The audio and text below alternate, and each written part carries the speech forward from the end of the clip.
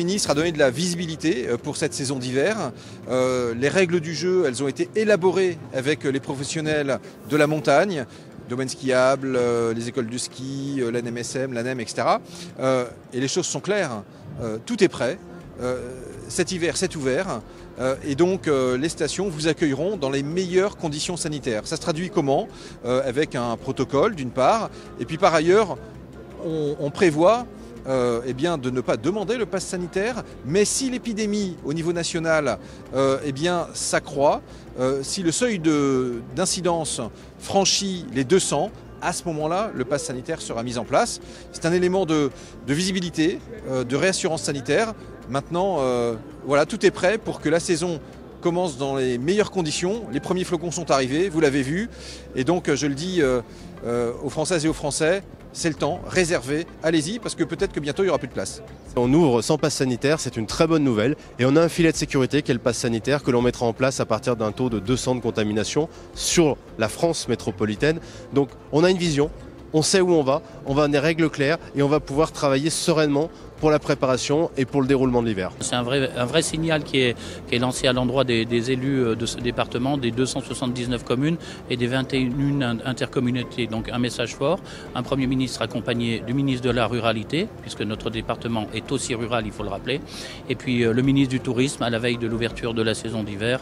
On ne peut que se réjouir à la fois de leur présence et des messages et du signal de bonne humeur qu'ils nous ont donné. Déjà, nos massifs sont enneigés, c'est déjà assez attractif. Et puis en plus, on a l'impression que quand même certaines planètes sont alignées et les annonces qui ont été faites ce matin par le Premier ministre sont assez rassurantes. De toute façon, on ouvrira. Alors, est-ce qu'on va ouvrir avec le pass sanitaire ou sans le pass sanitaire? Il est certain qu'on préférerait qu'il n'y ait pas de pass, mais il est certain qu'on préférera ouvrir même avec le pass. Voilà.